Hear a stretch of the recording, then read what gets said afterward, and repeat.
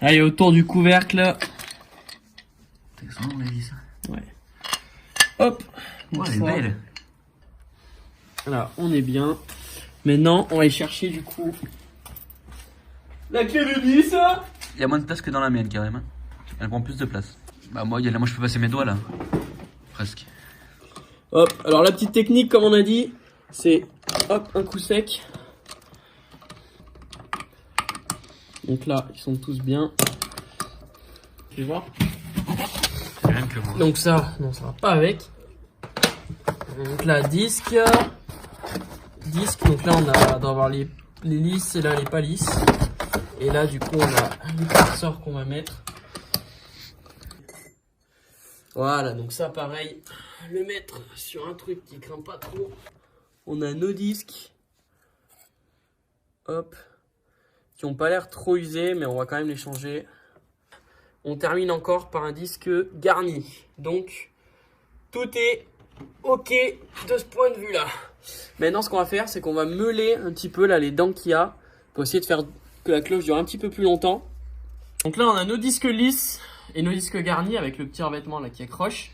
Donc, vu que ça commence par un disque garni et que ça finit par un disque garni, donc ceux-là, on va juste mettre du coup un de chaque entre à chaque fois. Hop. Donc là, on les a. Donc, il va falloir les rentrer là-dedans. Hein, on a un petit peu poncé la cloche. Il faut faire attention qu'il n'y ait pas de limaille ou quoi qui rentre. Le mieux, c'est quand même de les graisser avant. Donc, ce qu'on va faire, c'est qu'on va passer un petit peu de graisse dessus. Et donc là, voilà, faut pas lésiner non plus. Ça sert à rien de les graisser de trop parce que voilà, mais c'est mieux de les monter quand ils sont un petit peu graissés. Disque garni. Disque lisse, donc vous voyez il y en a un qui s'accroche par en haut et l'autre par en bas, simplement parce qu'en fait ça c'est toujours libre et ça quand il y a une vitesse, vous voyez c'est bloqué. Disque lisse, ça fait un peu penser vous savez quand on est gosse là, les jeux avec les formes, c'est un peu le même délire. Alors maintenant ce qu'on va faire, c'est qu'on va prendre les petits disques, les petits ressorts pardon, tout neuf, hop, et du coup hop, on reprend nos anciens. Hop. Le petit couvercle là qu'on va bien remettre. Voilà. Hop. Je sais qu'il y en a même qui mettent pas tous les vis. Qui mettent pas justement, voilà, comme je dis, tous les vis ici. Et ça permet de rendre l'embrayage plus souple. Au feeling. Ça s'use plus vite. Donc il faudra ouvrir plus souvent pour changer les ressorts. Et peut-être les disques, je ne devrais pas dire de bêtises, mais au moins les ressorts. Mais en tout cas, si vous avez un embrayage qui est très dur, vous n'avez pas trouvé de solution, c'est toujours mieux d'essayer cette petite technique. Donc bien sûr pas les mettre comme ça, mais mettre plutôt aux opposés. Hein, ce qui me semble, ma foi, logique. Hop. Donc là pareil, hein, comme d'habitude, on va visser en diagonale. Hop. Donc comme vous l'avez remarqué, c'est une moto qui est d'occasion. Hein. Si vous le saviez pas, c'est pour ça qu'elle est quand même un petit peu usée. Il y a beaucoup de gens qui me disent oh, ta moto, tu l'as achetée neuve, tu l'as pas entretenue. Non, elle était pas neuve, hein. Voilà, c'est pour ça que mon utilisation plus le fait qu'elle soit d'occasion, au final, ça fait que la moto forcément elle a vécu, mais vous voyez qu'elle marche très très bien. C'est en vrai c'est le premier truc que je change. Hein. Donc au final, Comme moi, c'est pas un truc après 9 mois, même plus parce que je l'ai eu en février, ouais, après 10 mois, c'est quand même assez peu au final. On va monter mon cadeau de Noël, donc j'ai eu un FMF. Donc juste avant ça, on va vous faire un avant que je monte l'FMF.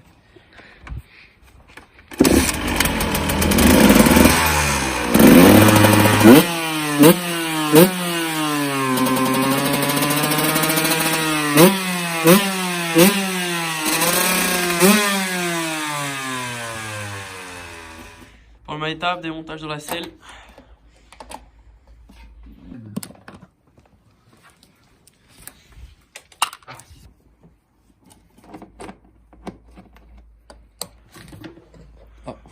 Bon, voilà, sortie silencieux. C'est la dernière version là, avec le bleu sur l'étiquette. Ça ira bien avec la moto.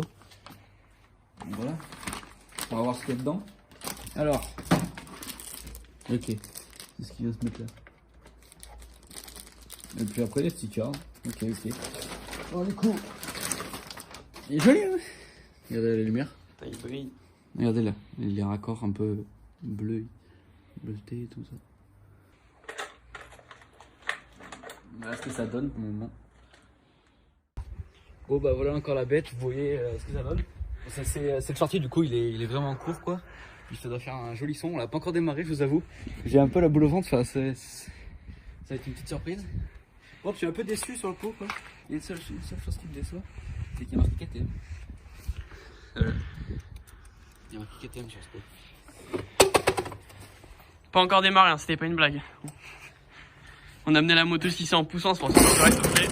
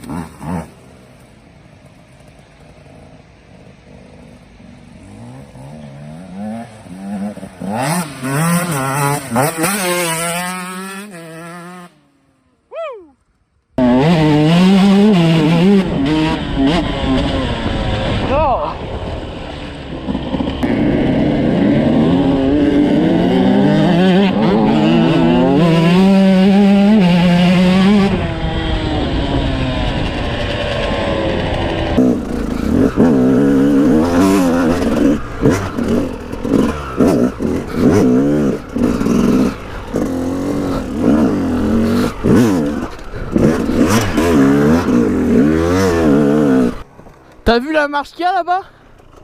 T'as pas vu? À gauche d'où t'as pris?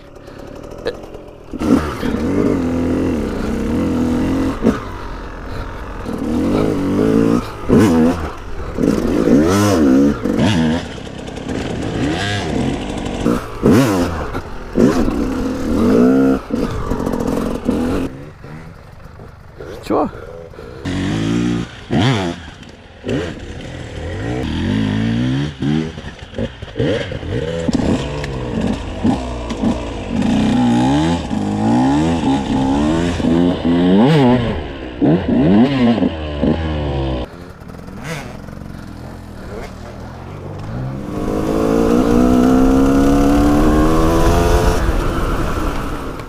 Je sais pas si elle ressort celle-là. Je sais pas si elle est pas bloquée, mais vas-y.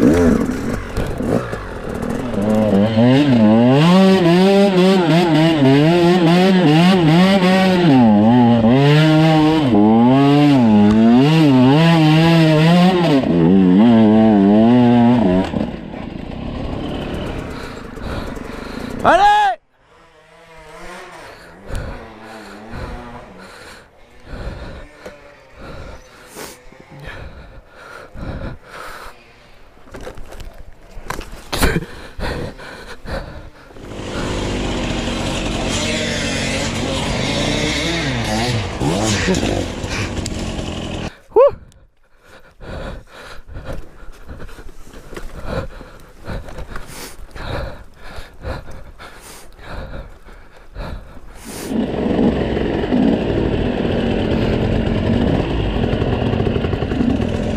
Ouais. Ah, elle est pas mal. Ouais. Le pire, c'est après quand tu rattrapes le...